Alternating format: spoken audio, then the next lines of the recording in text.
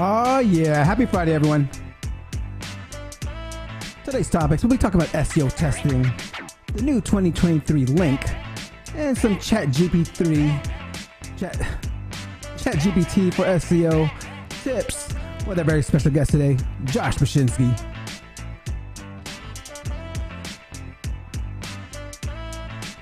See if a few of you out there already, and the conversation has been going.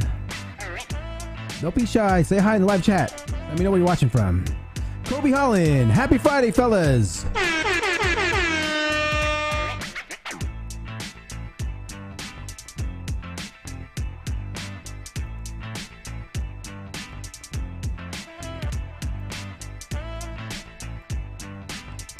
Again, today's topic, we'll be talking about SEO testing, the new 2023 link, some ChatGPT for SEO with our very special guest, Josh Bachynski.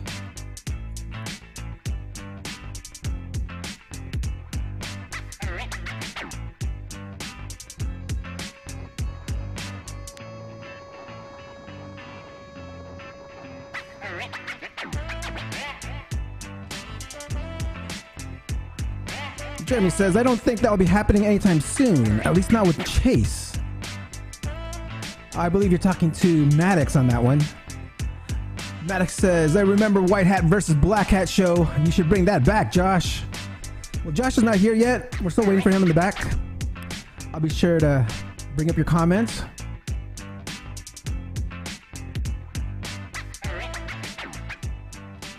Again, today's topic, we'll talk about SEO testing, the new SEO 2020, the new 2023 link that Josh is pushing right now.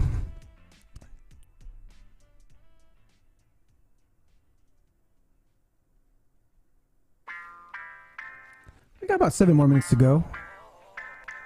See if we have shy crowd today. Looks like we see Jeremy in there. Jeremy's been active. Hannah from Seattle. Hello.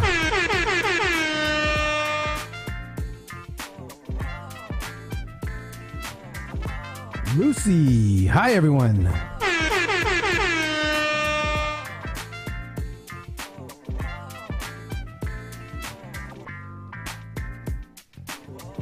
Jeremy got the bourbon and Coke in hand. Let's roll. What kind of bourbon, Jeremy? 4 Roses, Bullet.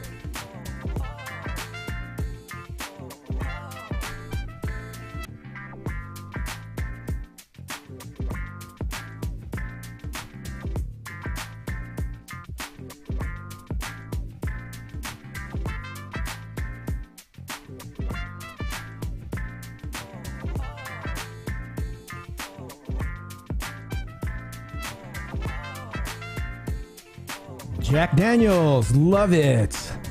Stefan, hi everyone, happy Friday.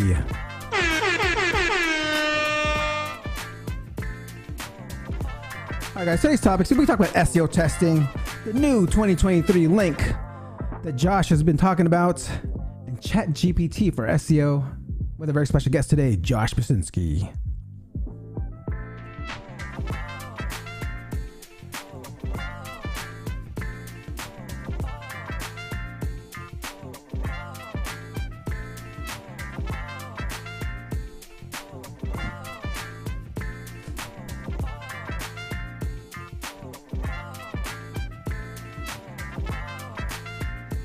Carol Fry, hello Josh and Dre.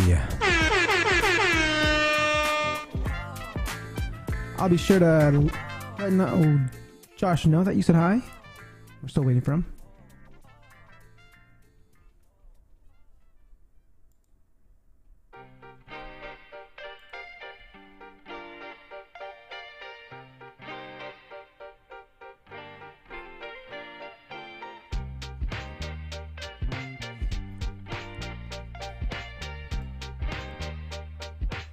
Where's Hobby? He needs to get his super technical SEO questions in now. Hobby, where are you at, brother? I'm sure Josh can answer all your questions. He's an open book when it comes to SEO. So I'm pretty sure it'll be on topic.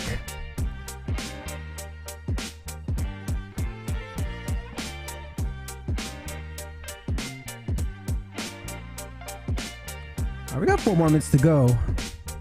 Let me ping Josh an email to make sure he's okay.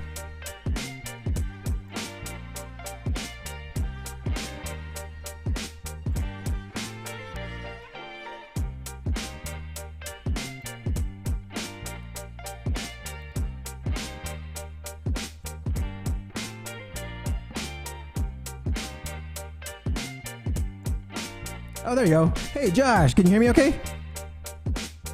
Oh, wait, I can't hear you. All right.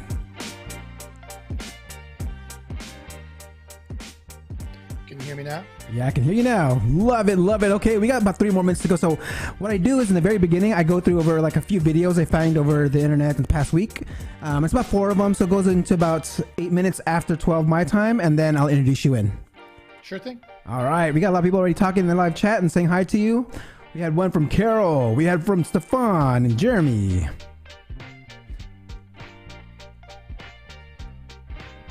All right, guys, we got less than 3 minutes to go. Be sure to put your shouts out and get your questions ready for our very special guest today, Josh Bachynski.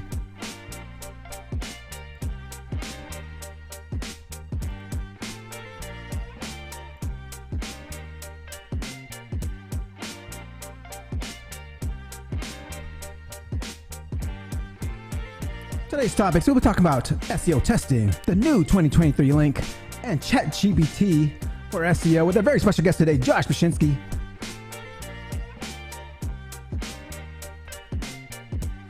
Victor, what's up, Josh? Been watching your videos since Google Hangouts. Oh yeah. Josh has been doing YouTube for a really, really long time. I believe you're probably the oldest, like the longest running YouTube SEO show, right? One of them. I got to be one of them, yeah. Yeah, when I was pulling some videos to put together, I was like, whoa, this is like over 10 years ago. Yes. You can see how I've aged over the years. And the different hairstyles, you know? Oh, yeah. Let's see here. All right, guys. Again, today's topics, we'll be talking about SEO testing, the new 2023 link by Josh, and ChatGPT for SEO. If you got your questions, get them ready and put them in live chats, and I'll address them in the order that they are received.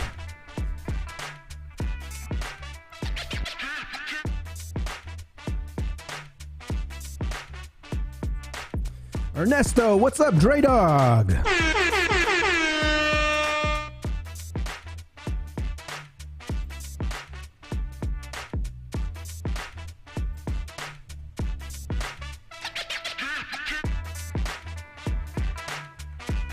Don't be shy, guys. Let's see if you can be out there.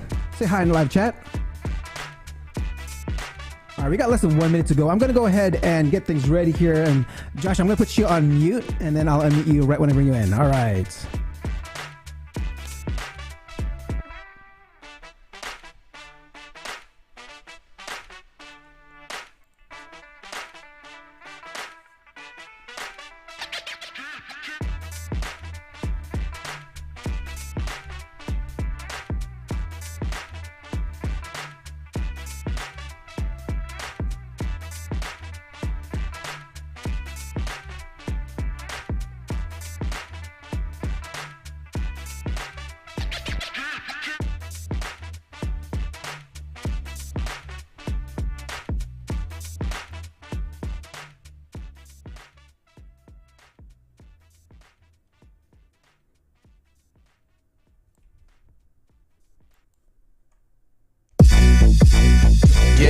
Hey, time to get it started, no delay, let's work. Wanna see you be an SEO expert. Paul Andre De Vera, steady dropping knowledge. Over 15 years in the game, so he knows all about it. Master the art of SEO, you will be amazed. Time to get your brand off page to on page. Dropping knowledge, legendary for sure. Whether you're just getting started or self-employed entrepreneur. Yeah, let's go. Subscribe to the SEO video show. Hey! Hey, welcome welcome to another episode of the SEO Video Show, where SEO is alive and fun. My name is Paul Andre De Vera, aka Dre, and I curate SEO videos with the past week. It's about 1 minute clips. My favorite part of the show is when I get to introduce my guest, and my special guest this week is the founder of Secret SEO Guru, Josh Bachynski. Before we get started, let's say what's up to everyone in chat. I see Ernesto, Victor, Jeremy, Carol, Stefan, Kobe, Maddox, and so much more. Thank you so much for coming by. Don't forget to like, subscribe, and hit that notification bell. Now let's get on with the show. Hey Dre, why did the SEO cross the road? They wanted to get hit by traffic.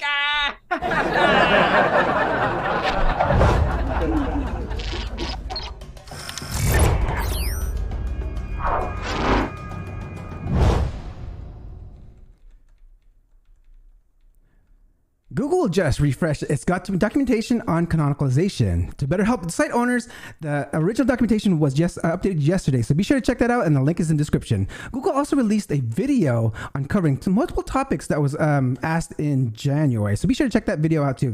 It's a great, excellent video for quick, rapid-fire questions and answers. Okay, Yandex has been hacked was the topic of this week. Let's see what Matt Diggity had to share about it.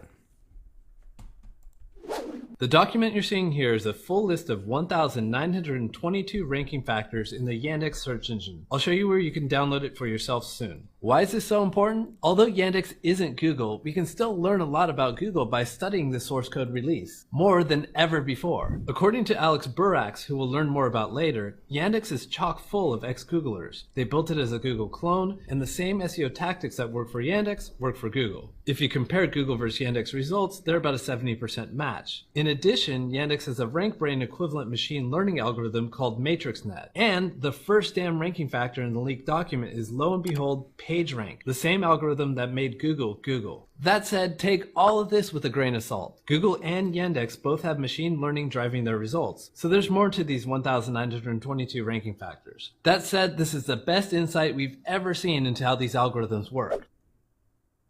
There was also a great discussion on the SEO Fight Club show this past week, so be sure to check that one out too. The link to the Yandex ranking factors is listed below. AuhorityHackers share their undervalued SEO tip. Let's check this one out. Convey value right away in your intro. When it comes to SEO, above the fold real estate is really precious. People are searching for keyword, they're clicking on your site, sometimes multiple other sites at the same time to decide who they want to listen to. So they don't always have time to read your entire article only to get to the conclusion to find the result that you're going to tell them. You've already kind of won when you get them on your page. So don't be afraid to just give away the result of, is it a good product if it's a review, or if it's a roundup review, which is the best product, straight away at the top, like in the second paragraph of your article. I'm a big proponent of the whole inverted pyramid of value system for giving away the best information first, and then kind of explaining it further down. Regarding copywriting, I mean, I spend most of my time on finding that right title and that hook of an intro. Okay, I always place my keyword within about the first 100s of my content. Do you have time to write content? Well, the team over at Content Distribution shares where to find content writers. Let's check this one out. International writing job boards, national job boards, Facebook groups, and LinkedIn. International writing job boards like ProBlogger have primarily overseas candidates, and it takes about 10 minutes to post there. We already talked about the national job boards, but another option is recruiting on Facebook in expat and nomad communities. There are hundreds and hundreds of communities on Facebook for nomads and expats, and there are hundreds of English teaching groups in all these continents in a bunch of different countries that you can recruit from. The most popular ones are in Thailand and Vietnam and in Colombia and South America. So there's a little bit of a process to this. You need to first make the list of all the groups, then you have to join them. Then you have to check out if they're a little bit spammy or not. Some of them are. You need to then make the posts and track the answers, and of course reply to a lot of messages. And finally, LinkedIn. It's probably one of the easiest. You just have to post your job ad and target any country that you want to target. So as always, if you want a good writer, you just need to evaluate a lot of candidates. There's no going around it, no matter where they come from, no matter who they are. One place that I was not mentioned was onlinejobs.ph. I mean, I've hired a staff from that site. It's worth checking out. Okay, has the recent algorithm update hit you? Charles Float shares what he can do to fix that. Let's check it out. The very first thing is going to be trust signals. That is what is the most important thing, in my opinion. As I just talked about, it's things like entity stacking, but you can also have domain level related trust signals. So things like your domain age, things like how long you registered the domain for in the future, and all sorts of those kinds of signals for the domain stuff. You can also have on-page level signals, though they are debated about how much influence they have got. Things like your author, things like your about page, things like linking to your social profiles, and things like the references and the citations that you link out to in your content. Then next up, you can work on your topical clustering. So that just means that you're going to be expanding the current content with new pages and updating the current content that you have got in your topics to be better optimized for the cluster and to give you more authority on that specific topic, so that hopefully you can rank all of those pages better across the board rather than trying to just rank individual content. You know who recently put out a video on round entities? Is my guest today. Please ask questions on the topic and I will address them in the order that I receive. Please don't forget to like and subscribe and hit that notification bell while I get things ready here. Hold on. All right. Now let's introduce our guest. Josh is an expert marketer with SEO with over 20 years of business branding, marketing, and SEO experience. Josh is an industry leader with an encyclopedic, intimate, insider secret knowledge from Google search algorithms with numerous personal Google contacts, SEO experiments, and thousands of pages rank on page 1. Josh has spoken on Google search for over 20 years, including a TEDx talk, The Future of Google Search and Ethics. He has his own SEO-related podcast with 17,000 subscribers and was the founder of the White Hat versus Black Hat SEO show. Please welcome the host of the SEO Science Show, the secret SEO guru, Josh Bachynski.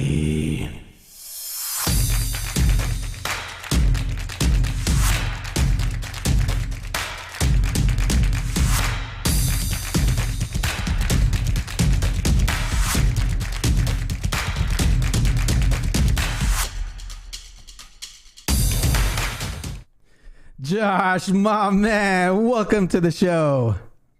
How you doing? Everyone. I don't think I've ever had a better intro. Everyone, let's give a round of applause for Josh.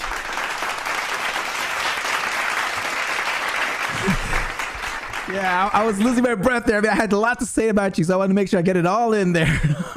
All right, Josh. So let's get right into it, because I mean, this is the first question I ask all my SEO professionals that come on here. In 1 minute or less, how does Josh get ranking on page 1 of Google? Ranking on page 1 of Google is surprisingly simple. In theory, it's associating entities. That's all it is you associate entities together by putting text or words out in the corpus.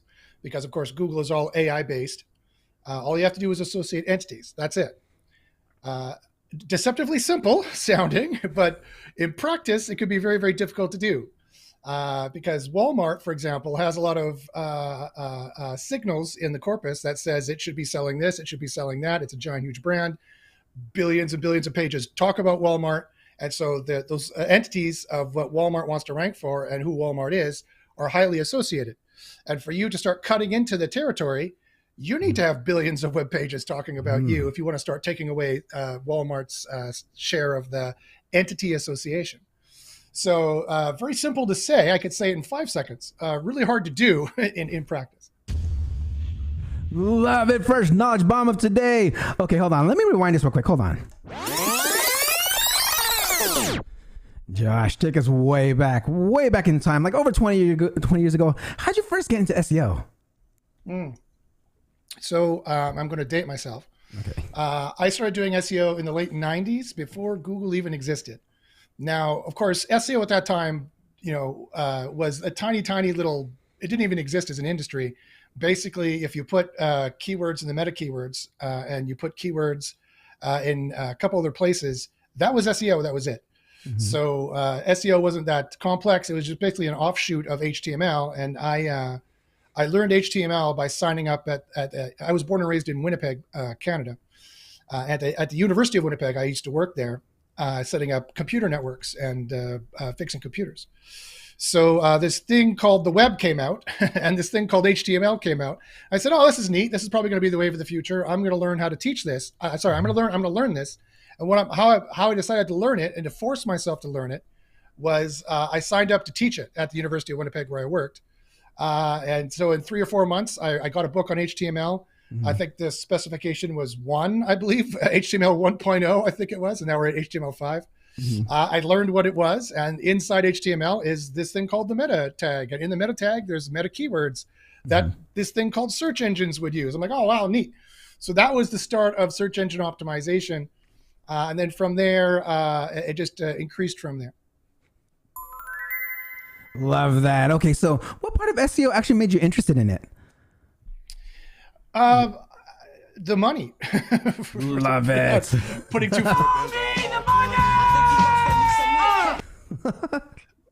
pretty much, yeah. I saw that the industry existed very early. I went from a few different jobs, and my academic career, I always wanted to study philosophy and ethics, so that's kind of what I was doing there. So by day, I was doing SEO, and by night, I was kind of studying and getting my master's degree and my PhD, or starting a PhD, which I'm on sabbatical from, to which I'll probably never return. Don't tell York University, but I'm probably not going to go back, right? Because I can make literally 10 times the amount of money doing this than I do in teaching bona fide high school courses, really. So I decided to quit on that, but. I went from, I was the director of the IT program at the University of Winnipeg around Y2K. And we had courses on all kinds of things, web development. Flash was really big at the time, but also SEO. I was teaching those courses there. And then I was the vice president of a software company for a while, and I did all the marketing. And that's where I really started to cut my teeth doing more serious, what we would consider SEO, because Google had already existed now for a while. This is 2000. This is 2001, 2003. And then we noticed that, okay, well, SEO is just specificity, right? If you put the exact match query in the title, you put it in the H1, and then you get exact match links. That's how you rank. That was it. And that would zoom to page 1. And so for a while, we had one of the top PHP-based CMSs out there. This is before WordPress. WordPress didn't even exist yet. This is when I was doing this, right? And so we had one of the top PHP CMSs out there. And then from there, I was working on my academic career, but I always did marketing on the side. So that's kind of the generation of how I did it. But the answer to your question is I mean, it's a means to an end. It's a way to make money. As you can see, this is my home office. I work from home. You could work for yourself. There's so many reasons, not to say that in-house SEO isn't any good or anything. I've done in-house SEO for various companies, but the freedom and the fact that there's no rules and you can kind of break the rules and you can kind of hack the system, that's all very appealing to me. So I would say it's those things, but really it's a way to make money that I saw very early on the internet. I was like, okay, boom, that's what I'm going to do. Love that. Okay, so you talked about like how when you learned it, you were teaching it. I mean, so you had to have some kind of resources. You had a book on HTML stuff, but how about like SEO? Like, I mean, how did you actually learn, what worked with SEO instead of like when it goes past like the meta titles and stuff like that? Well, basically the same way everyone has. Back in the day, it was very simple.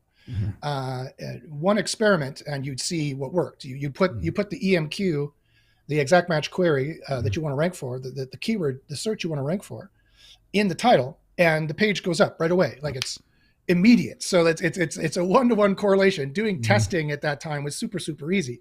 You build 10 links with the EMQ in them, the page goes up every single time. There was no at this point in time, there was no algorithms to devalue links. There was no algorithms this is 10 years before Penguin. There was no algorithms to do those kinds of things. So it was super easy to learn. So I learned it the same way we all did, by the scientific method. Whether you know what the scientific method is, that's what we were using, was experiment and result. And then we'd say, oh, okay. And then everyone saw how that worked. And then people started selling courses on that because it was very, very easy to do. And so there was 2 separate processes that kind of are relational and worked in relation. One was discovering how it actually works. And 2 was talking about how it works. And those 2 relationships were very closely spiraled in the beginning. And you could go to conferences, you could talk with actual Google employees like Matt Cutts or John Mueller, he worked there even that early. And you could, or Amit Singhal, well, he never really went to conferences, but you could talk with these folks and they would tell you, oh yeah, buy links. That's what, I mean, we don't want you to buy links, but nudge, nudge, wink, wink over beers to be like, yeah, go ahead. Don't tell anybody. That's how it was in the beginning, right? And then that tight spiral of scientific discovery for yourself and then rumors of how to rank, started to spiral further and further and further out of whack. And Google started to hide and obfuscate the ranking factors because around 2007, around when Eric Schmidt was the CEO of Google, he said, and I quote, that Google had a problem, that there was a lot of spam farms and a lot of content farms and a lot of the results were getting more and more spammy. And so Eric Schmidt said, brands are not the problem, brands are the solution. Brands are how we clear out the cesspool of the internet, he called it, right? So that was the first firing shot from Google, boom, shot over the bow. Okay, you spammy SEOs, we've had enough. We're not your friend anymore. We're not going to tell you the answers at conferences. And science had to go one way and kind of determining for yourself how the ranking factors work, which is where I am now. I have a science-based group that we find what the factors are and kind of talking about and selling the story of SEO went a different way. And sadly, sometimes gets involved in get-rich-quick schemes and things like that. And Google had to go a different way, and now Google is kind of not trying to tell us how the ranking factors work at all. Love that. So you talked about like your group that you have, that your testing group here. So I want to take us to your journey to now. I mean, you were actually doing actual videos on YouTube like over 10 years ago. So I mean, I've seen them on there. They're still on there. And I mean, from there, I mean, like where are you now with the SEO? So now, my process for SEO and my thinking of SEO is in one sense radically changed from what it was, and the other way it hasn't changed at all. It's still the scientific method, but now the control factors you have to put into your testing are like next level. You have to you strip out every single thing that could be a ranking factor and do single variable testing. And then not only do single variable testing, which some other people do as well, of course, but you have to do that into a grand unified theory of ranking. And you have to start postulating theories of how it works, like how quantum physics has a theory of quantum physics, or general relativity has a theory of general relativity. You're not just doing isolated tests that don't relate to each other. You have to do a program of testing that relates to each other so that you can have a cohesive sense of how all these artificial intelligences work. And then ever since 5 years ago, really when BERT was announced and OpenAI came out with the original GPT-3, I suddenly realized the clouds parted and the sun came down, and I realized, oh, this is how they're doing it. This is what they're doing. It's all artificial intelligence. It's all neural networks. It's all natural language processing. It's all transformers, encoders, decoders. And I started getting deep into that kind of technology and deep into machine learning. And I realized what was sitting in front of my face for even a few years before that. I was like, smack myself on the forehead. Clearly, it's all AI working the way it is. And I got deep into AI. I was one of the early adopters of OpenAI's GPT-3.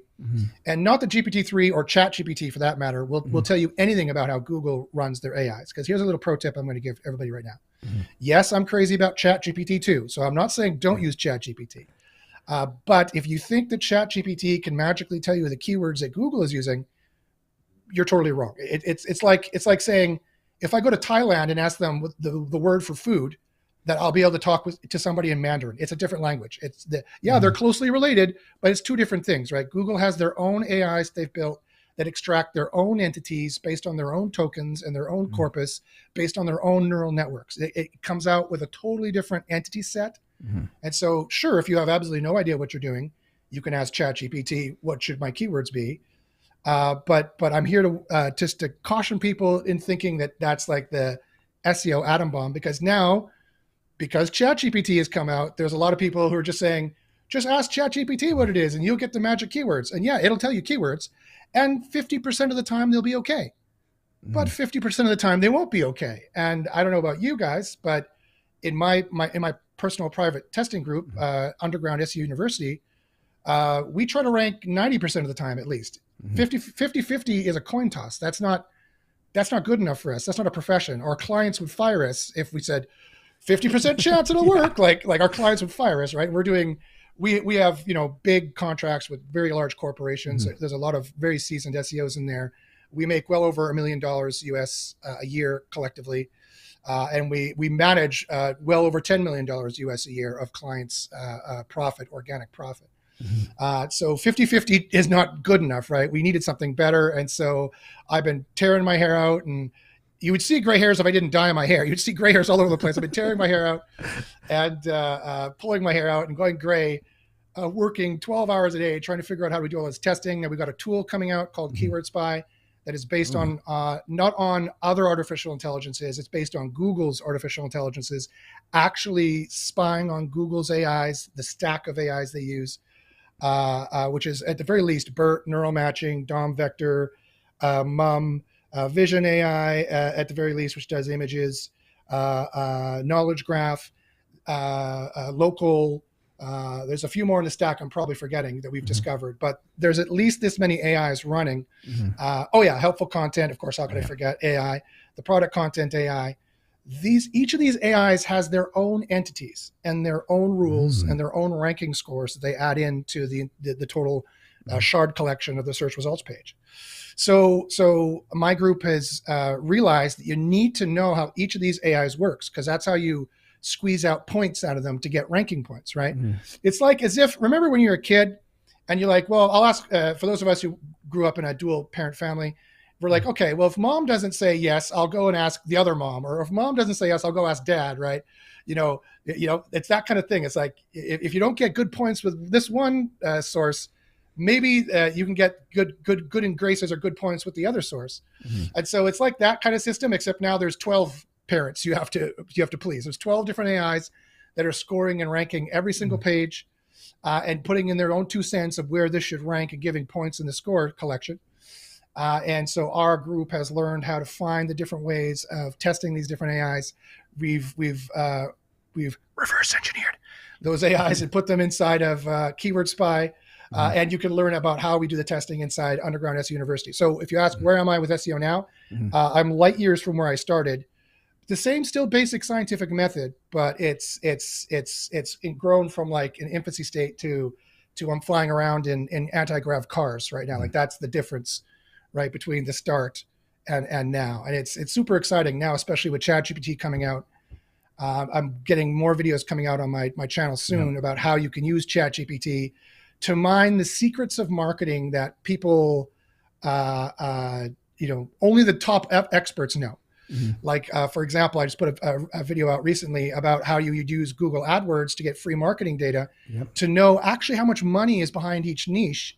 And it's there for you for free. You can get all this information from Google for free. And then you take that information, you put it in ChatGPT, and ChatGPT extracts more secrets and knowledge out of it. And then now with ChatGPT's upgrade of increased factuality and increased mathematics, this next video I'm putting out either today or next week is going to show how you can get ChatGPT to start doing some of the magic math and really find the niches that have a lot of money or the low-hanging fruit keywords that you should be going for. So and there's just more and more stuff like that coming out based on the linking that we're going to do. I know one of your questions about linking, we'll get into that a little bit later, which is still huge, of course, but you got to do it the exact right way based on entities and artificial intelligence. So it's super exciting time to be in SEO. With the recession hitting last year, things seem to be winding down. And I know, because I've been in this game so long, I know a lot of SEOs who have lost their jobs. Like I know a lot of SEOs who've lost their companies. I know a lot of SEOs who are out of the industry. But it's interesting now that AI has completely revitalized SEO. And it's like, this is the new SEO. There's going to be so many people out there who are like, I started SEO in 2022 or 2023. And us old timers are going to be like, there was 20 years before that, They're going to be like, no, do you even know who Matt Cutts is? I'm like, who? Matt who? Like, they have no idea. They might even be like, Google who? Like that, that could happen, right? Apple's coming out with their own search engine. Bing looks like they're going to work in ChatGPT into Bing. It literally could be that we have back to like a 3 search system and it's not just Google anymore. So it's crazy times. It's exciting times. There's no better time to get into it than now because this is the ground floor. You've got to adopt AI now, like yesterday. You need to adopt AI yesterday. You need to start taking some surface level AI courses about what is an entity, what is a token, what is a natural language processor, what is an encoder decoder, what is machine learning, how do these things work? You need to get into it because the more you know about AI, it's like knowing HTML. You can't build a link if you don't know what an A tag is. So you needed to learn HTML, right? So now you need to learn AI because it's all going to be based on AI. So it's a super exciting time to be in it. Man, a lot of knowledge bombs dropped in that segment right there. So I want to go into something that you talk about your testing, and you talk about like analyzing AIs. So I'm curious, like, so how are you testing these AIs? If someone wants to kind of like learn how to like teach themselves about like understanding these AIs, how are you learning to like test these AIs? That's a great question. So there's some things I can say here, because obviously we have to very closely police our secret knowledge that we have. The hours and hours and tens of thousands of dollars we've spent, probably close to $100,000 we've spent in testing and reverse engineering, and seeing how these artificial intelligences work by building comparable systems, by scientific method testing. It is so different than it used to be. It used to be like when the knowledge was small and it was closely tied to the information that, no one ever had to test a link. They could just take it on trust that someone said links work, and they would just buy links, right? Yep. That time is sadly, it really is starting to get over now, because if you don't have artificial intelligence testing artificial intelligence, then you can't keep up anymore. So you really got to find people who are deep into testing, and sadly that knowledge costs a lot of money to get. And so that's why I think SEO is going the way of private mastermind groups. It can't all be made public, because then Google will just change it. Like they could change it like that. So I couldn't say anything, right? Even if I wanted to, I couldn't say it, because Google would change it all. So how you test it, get with a group that tests it, because it costs tens of thousands of dollars to do it at scale. And so you need to get with the groups that are doing this very, very well, tools that are doing this very, very well. I've got a new tool coming out, as I said, called Keyword Spy. I engineered this tool based on actual Google algorithms of how things work. Not to give you a sales pitch, but just to let everyone know, the first 100 users were grandfathering the price very, very low. Right now, AI tools are like $500 a month, $1,000 a month, $1,500 a month. We are grandfathering for the first 100 users. We're grandfathering people at $144 a month. That's it for the first 100 users. And this thing will detect all your keywords. It'll write content. It'll detect AI content. It'll tell you where to put the keywords. It'll tell you how to structure your pages. There's no other tool on the market like it. It takes some of the capabilities of other tools and amplifies them. So that's just an example of kind of the AI tools and stuff that's coming out. So really, you've got to be scientific. You've got to think logically. You've got to read between the lines in the get-rich-quick schemes. You've got to realize that every artificial intelligence is made differently. ChatGPT will give you keywords, but it's based on its corpus, which is way limited compared to Google, like by a factor of 1,000. Like it's 1,000 times different, really. So in some common niches, it'll give you the right keywords for Google. But in at least 50% of them, if not more, it'll give you the wrong keywords for Google. So that's fine. If everyone's using the wrong keywords, you don't have to have the right keywords, right? Because it's like that bear joke. You only have to be faster than your friend. You don't have to be faster than the bear, right?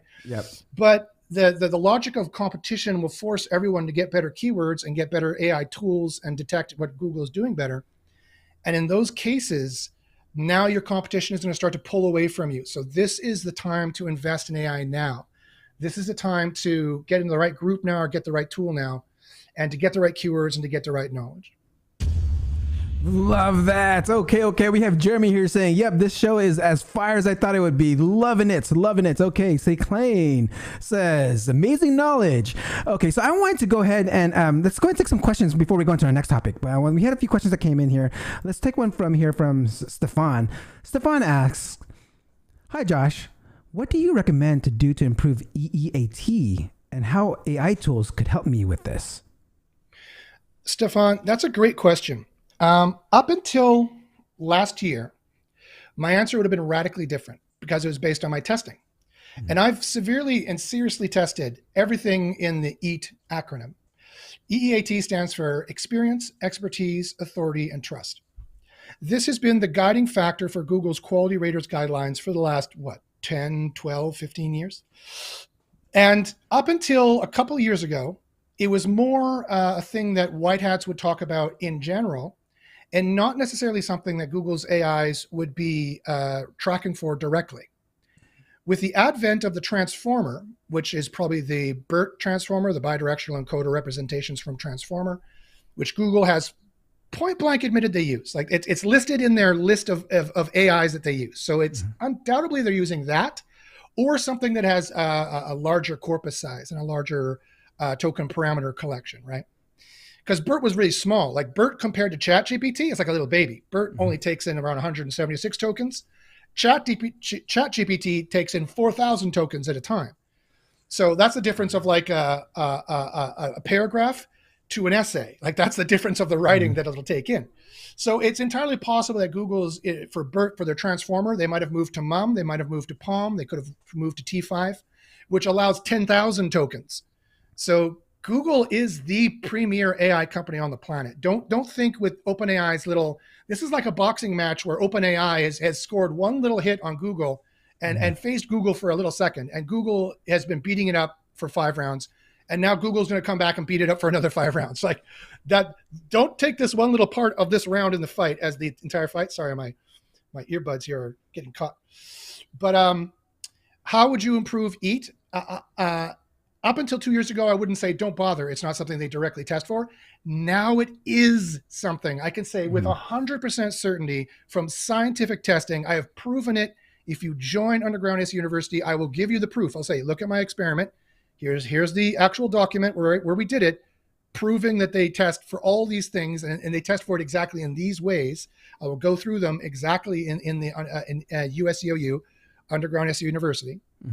What I can say here is that they do definitely test for it directly, and you just need to think as a human. You need to go, okay, what would show a transformer? What would show ChatGPT? Which ChatGPT is a transformer as well. What would show ChatGPT that you had experience? You can even ask it. It'll give you an idea. It won't be exactly what Google's doing, but it'll give you a hint, right? What would show experience in my web pages? What would show expertise in my web pages? How would one show authority in web pages or in signals around web pages? In third-party vetted sources, perhaps, just maybe saying out of hand, hint, hint, nudge, nudge. How would you show trust? Right? In third-party vetted sources that are big, maybe how do humans do it? Think, how do humans do this? How do academics do this? Google is a bunch of double PhD academics. So for them to say, what did your college professor or your high school teacher tell you? Cite your sources.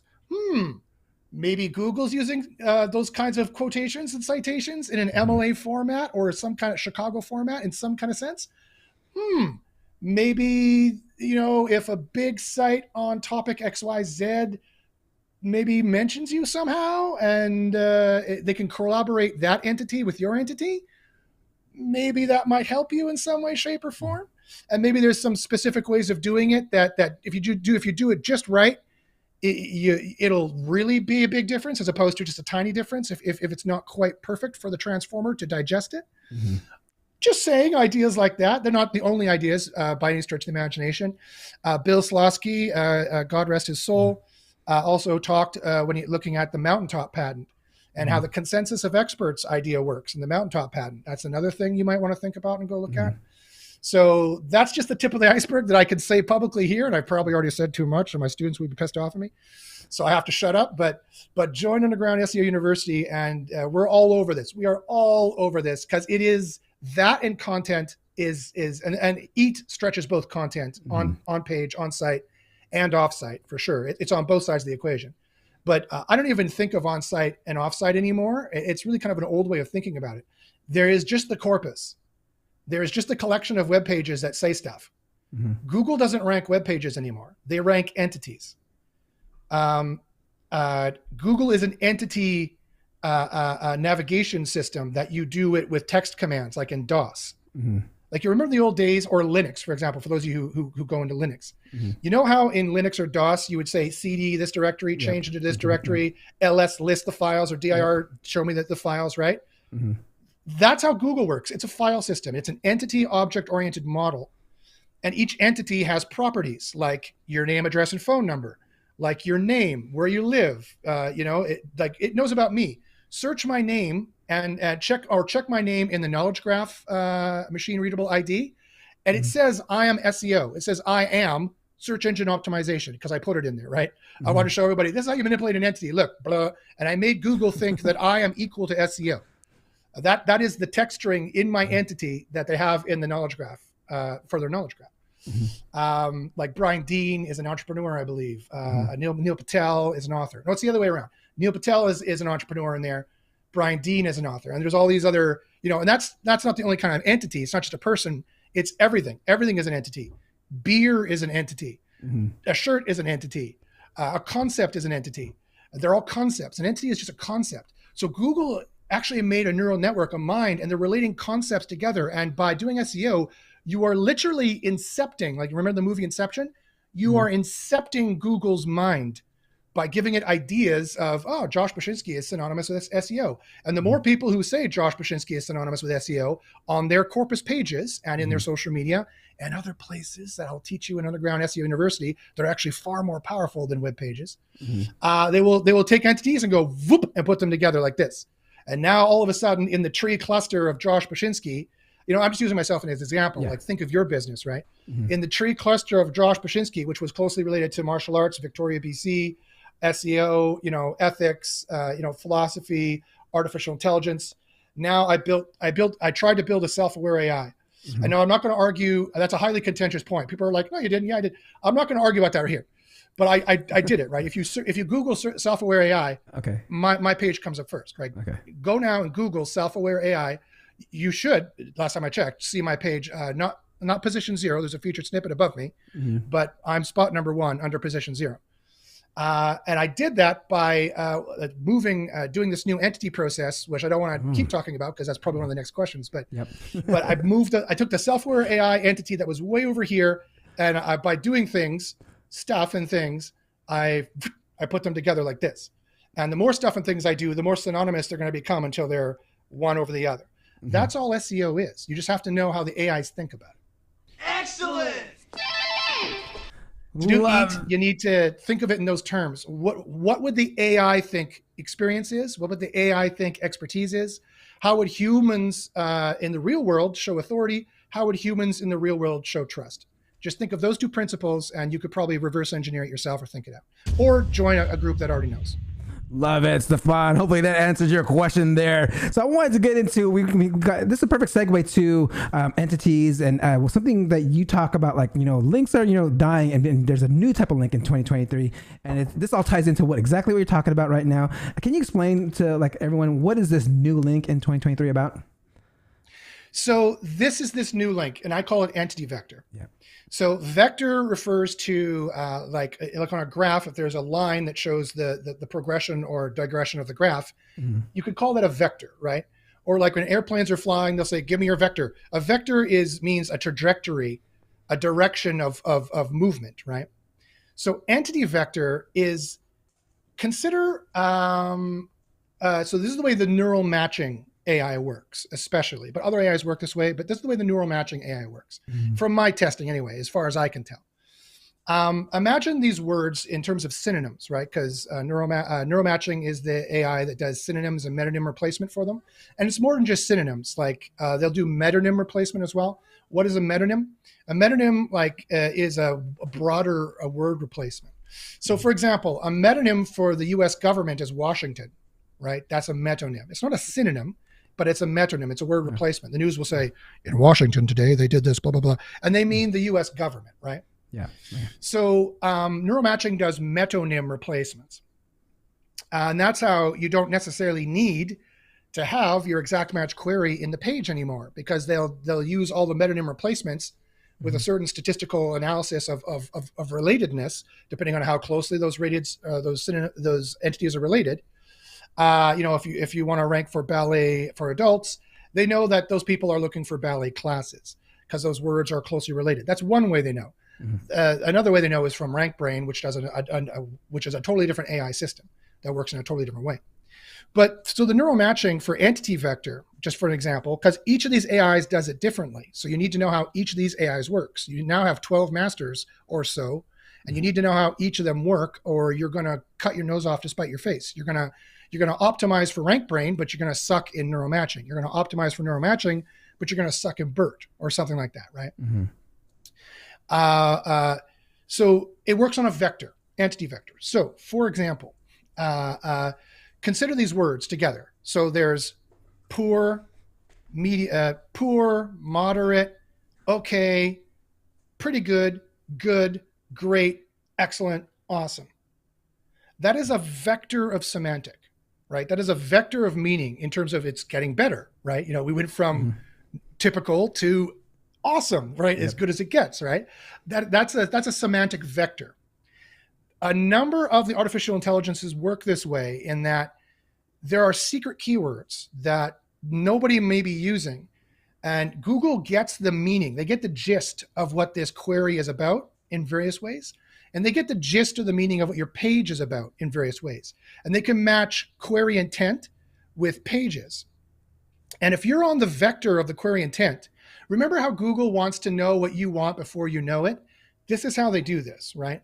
So if your page, or if your semantic on your page is on the query intent, more of it on what the people actually want, whether they realize they want that or not, then it's going to get more scoring points from those various AIs that work in that fashion.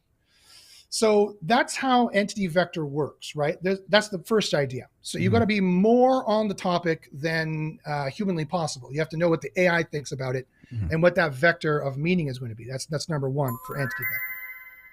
Number two for entity vector, the new kind of linking, is that they are literally devaluing A tag links because they don't need them anymore. And Google has announced that they are devaluing A tag links.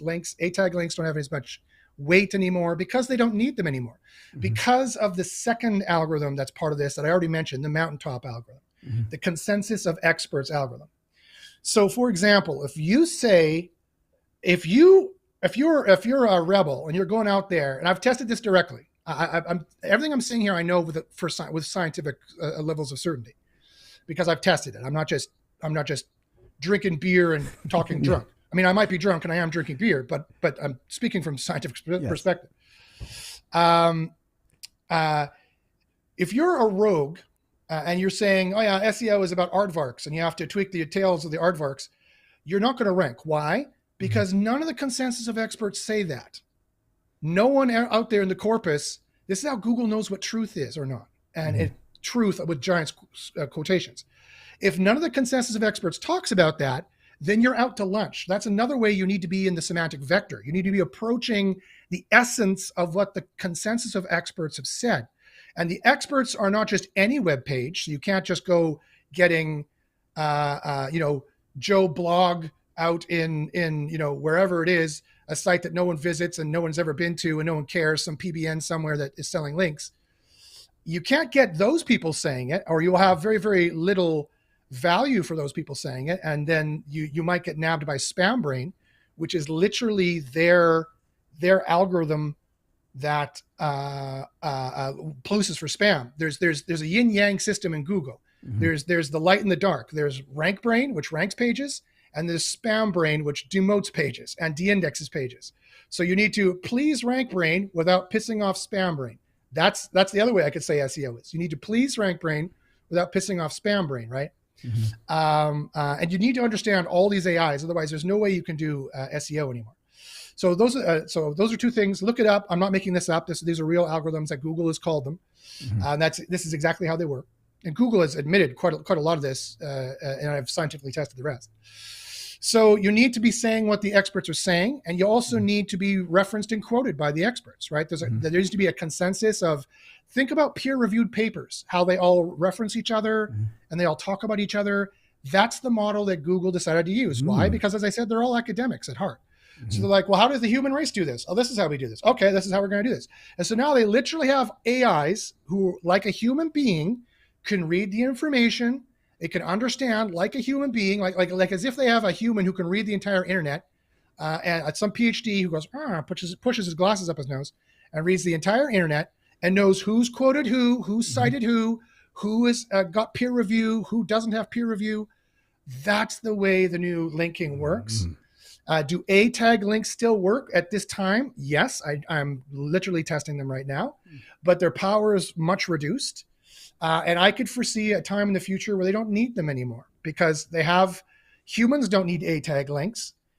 Scientists don't work on A tag links. Scientists work by going to conferences and talking with other experts and seeing that they're saying the same thing they're saying, and seeing experts are referencing each other, right?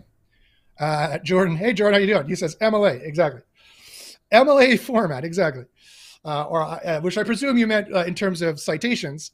You could also have meant machine learning algorithm, same thing. So you're exactly correct on both points. So that is, in my opinion and my scientific testing, this is the new linking, how they're doing it. And I could see A tag linking going away completely. It is still being counted. If you can skip spam brain, if you can convince it you didn't purchase this inorganically, but their artificial intelligence is getting smarter and smarter there. So I would really, I want to put out a serious warning. If you want to keep your business, if you want to keep doing SEO, take what I'm about to say very, very seriously, because I'm literally, honestly trying to save people's jobs right now. Don't just think it's business as usual. I know we've been saying doom and gloom for 10 years. Links are going away. We've been running around like chickens with our head cut off. I get it. I know now there's boy who cried wolf syndrome going on, and everyone's like, yeah. But it really is different this time. It really, really is. So get into entity vector, get into, the new way of linking works. Email me if you have any questions at joshbachynski@gmail.com. Follow me on Twitter, follow me on YouTube if you want to find out more information, and or join SEO University. And we have hours and hours of courses on it for you that you will find absolutely nowhere else. I really want to warn people, don't think it's just business as usual. Because if you do that, you will get priced out, right? Links, have you noticed the prices going up and up and up for any link that seems to do anything? Yep. Now it's like, I asked on Reddit recently, I did an impartial poll. I said, what are you guys paying for links these days? And I said, some said $1,500. Other people said like $15,000. That their monthly linking costs were that high. If you want to get newspaper links and stuff like that, that's around what we're talking about, right? So can you guys afford that? Can everybody afford that? No, right? So that makes SEO suddenly like the a gentleman's club. Like, I don't mean like with strippers and dancing. I mean like a golf club, right? Like, I mean, like, it makes it just 10 rich guys in the world can do SEO, and all the rest of us need to go get a job at Burger King. Well, that's not good enough for me. So we found ways to keep it cheap, to keep it low cost. You spend money on education, and so you don't have to spend money on SEO. Damn! Love it, Josh. Man, it's dropping all these dodge bombs. All right, so Ice Cube and Chris Tucker. Hell yeah! There we go.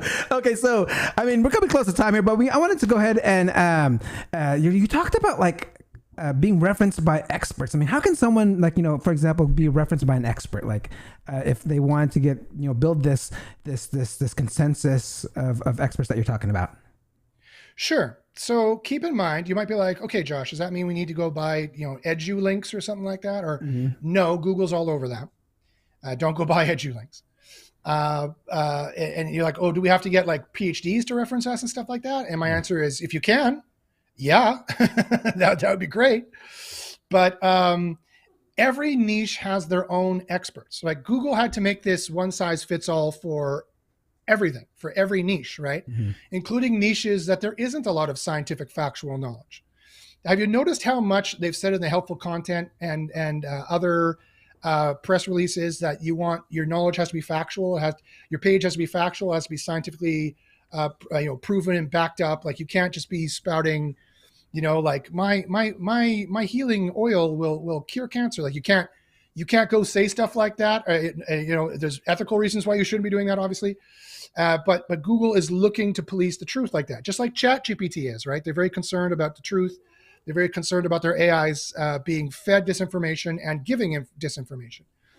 So Google is all over this, right? So there is, however, that being said, and I know this for a fact because I debated this with their senior engineer, Paul Haar. It's on my blog. You can go read it. My debates with Paul Haar about how their consensus version of truth has downfalls to it, in that just because the experts say it's true doesn't mean it is necessarily the way truth works. I like to use the old Einstein quote, whether it was actually true or not. Einstein, against the 100 Nazi scientists, they said that his Jew science was wrong about the general theory of relativity, And Einstein's quote, which I don't know if it's apocryphal. Some people say he never said this, but I love the quote anyway. So let's pretend he did, because it's a great quote. It is, if I was truly wrong, it would have only taken one scientist, not 100, right? The truth is in physics. The truth is in the proof is in the science. The proof is in, in the math. It doesn't matter if 1,000 people say it's wrong. Google's system is different. Well, it uses both systems. It uses a scientific system to confirm, but then whenever it doesn't have science, trust me, I'm getting around to answer your question. And Jordan also drops another knowledge bomb there. Google Scholar could be important here, maybe. Just think about it for a second. There's always experts in your niche, right? There's always somebody who claims to know what's going on in the niche. There's always somebody or some group or some entity. Remember, entities are not just people. There's always some group or entity or person who are being referenced in this in relation to this knowledge, who are apparently the experts who know what's going on. Whether you agree as a human or not is besides the point. Google is just an AI, and it doesn't know anything from anything, right? It just matches words at this point. It's not self-aware quite yet. I give that 3 or 4 years. So it will. You need to know who's an expert in your niche. You need to have experience. You need to have expertise. You need to have authority, and you need to be trustworthy, and you need to know who has experience. You are not an expert in your niche if you don't know who the other experts are, right? You don't have experience in your niche if you don't know who else has experience. And this is why they built their system this way. They've stacked the deck in their favor, right? They're like, we're going to make a system that anyone who has no idea what they're talking about will have no chance of ranking, because we don't want them to. And we'll make it relative to each knowledge, to each niche, because we need to roll this out as a one-size-fits-all for everybody. We don't want to have a human being policing this, right? We can't have they want to fire all their human beings. They want to fire they've fired tens of thousands of people, knowledge raiders, manual link people, all fired, manual spam people. They've fired tens of thousands of these people because they don't need them anymore because they have AIs doing all this. So like think about this. Like the old way of doing SEO was like, okay, go on to Upwork or Fiverr, hire someone for $5 a page to write the crappiest possible article on what you want to rank for. And they know nothing about the niche. And they're just going to say the most basic things. That's what Google hates. And that's what Google wants to demote. And so those people have no expertise. They're showing no expertise. They're showing they don't know anyone else in the industry who has expertise. They're not saying the right things about, they're not in the entity vector, the semantic vector for the niche. They're talking about the wrong things. They're off topic. Google has AIs that track each of those things directly, not indirectly by a human rating it later. Those days are done. Google doesn't do that anymore. They have AIs that in real time, upon indexing, they have AIs that will determine whether you have these things. They can read expertise as a score. They can read experience as a score. They can read authority as a score. They can read trust as a score in various ways, on page and off page, and both and neither. Like the on page, off page dichotomy is kind of just totally false now at this point. It's not even worth really talking about. And they track those things directly, right? So I forgot what the original question was, but because I just go off, I start talking about things. But this is the new linking. This is the new entity vector. And they can track these things directly, and they'll know if you are off. And so you need to know what the experts have said, and you need to know what Google thinks the experts are. And so you need to do some research to find out what that is. The first, it's like the old G.I. Joe quote, knowledge is half the battle, right? You need to know how these AIs are working, which I've just given you a 10,000 foot overview of how they're working. Now you need to go do research to find out more how they're working, and people who have actually looked into this and who are not still stuck in ye oldie buy content and buy links, because that's done. That's done. Yes, we're going to make content, and yes, we're going to buy links, but the difference between the way they're doing it and the way we're doing it is a night and day difference. So I'm not saying we're not going to buy content, and I'm not saying we're not going to buy links. We're going to do those things, but we're going to do a whole lot more, and we're going to do it a much different way. But then you need to find out who your experts are in your particular niches, and you need to know the ways of testing this. And luckily, there's tools coming out. If you don't want to learn it and you just want to have a tool to do it, luckily we have tools coming out that'll do that for you too. But it's always, I'm an education guy. I've worked in education all my life. My mother worked in a university. I'm not saying you have to go to university like a college, but I am saying that education is important. And the more you understand how this works, the more you're going to be able to police what the tools are doing when the tool gets it wrong. Because no tool is 100% until AIs run them, which I'm building that too. But that's still a few years out. So for a few years, you still need to know what you're doing, and you need to educate yourself on that. And you need to be an expert. To know who the experts are, you need to be an expert yourself. That's the quickest way to answer. Love that. Okay, we're coming close to the time here. I'm going to ask my last question that I ask all my SEO professionals that come on here. If someone wants to get into the SEO industry, become an SEO professional themselves, what would your one piece of advice be to them? If you want to be a professional in the SEO industry now, you really need to double down in AI. You really need to double down in education. You really need to keep abreast of the changes in AI and what's going on. You need to understand how the AIs are working, what a transformer is, what a natural language processor is, what a generator is. You need to understand what token replacement is. You need to understand machine learning, how that works. And I would get with a group that does that from the ground up. I would get with people who know this from the ground up. And quite frankly, in my opinion, even though it's going to sound funny, I'm on a free SEO show right now, and some of them are good, like this show, but you can't rely the entirety of your game on that. Yes, you need to listen to the experts that are talking publicly, but you need to double down on education. And quite frankly, all the good groups that do this now, or all the tools that do this now, are paid tools and paid groups. The SEO industry has changed from being totally free and open because it was super easy. Anyone could figure it out anyway. It was just buy links. That's all you had to do. It's now changed to you're going to need to do that and 100 other things with 100 other ifs, this, if that, then do this, if this, then that, and do that. I couldn't run it for free. There's no way I would be living on the street. I couldn't have any beer. I'd be living on the street. You have to get with a private group, a mastermind group that has this knowledge, and you need to be paying attention to AI.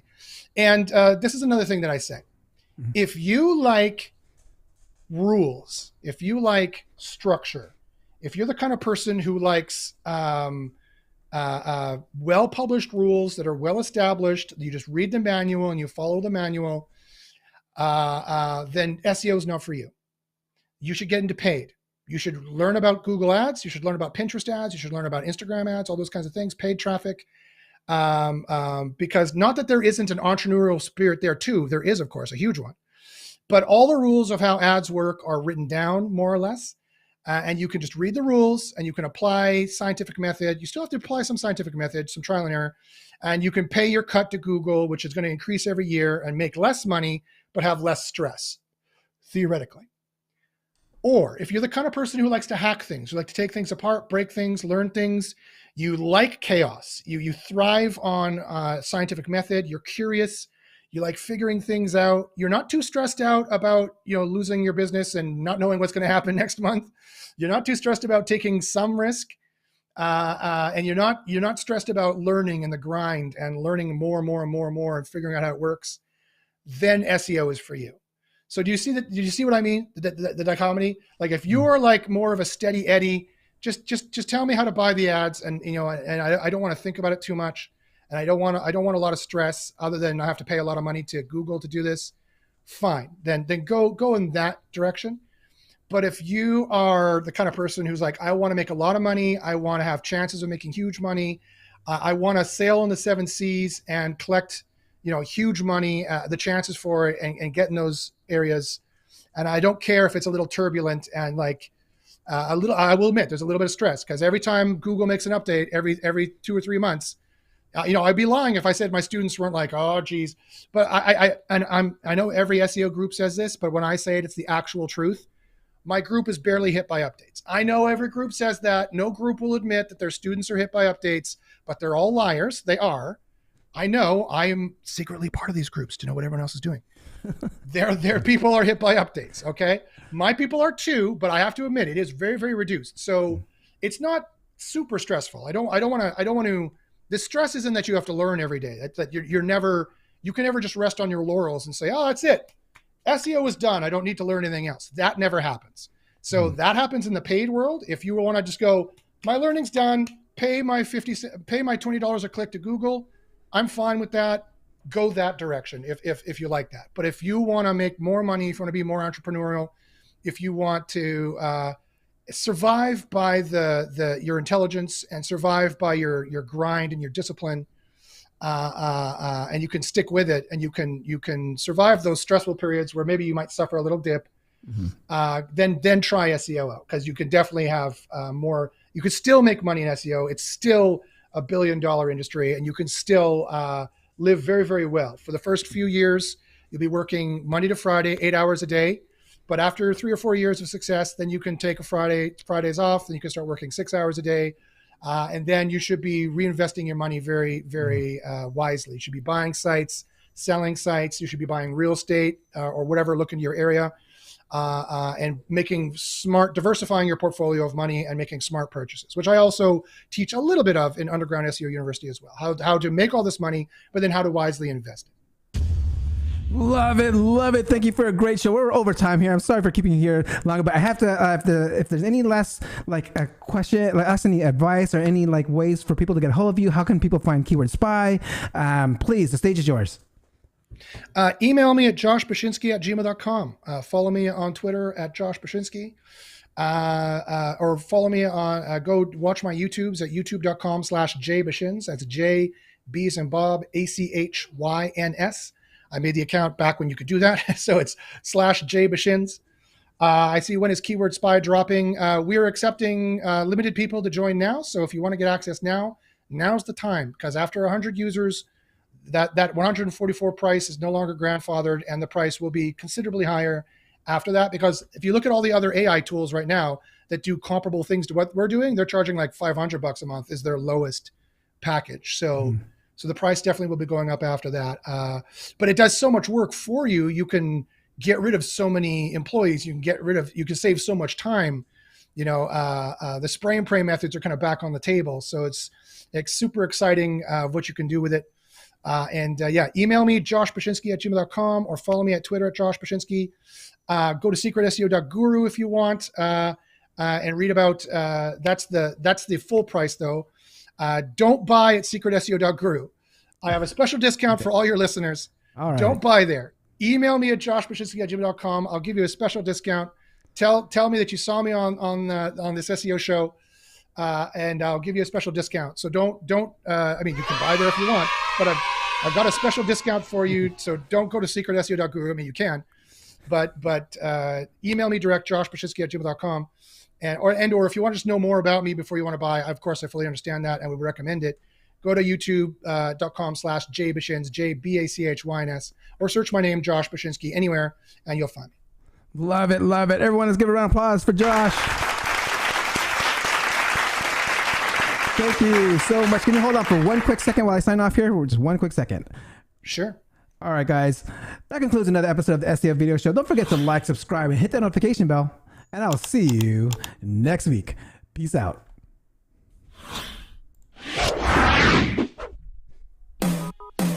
Thank you for watching. Hope you come back next week. Make sure to subscribe. You don't want to miss a thing. Hope you learn something new, because the vibe is incredible.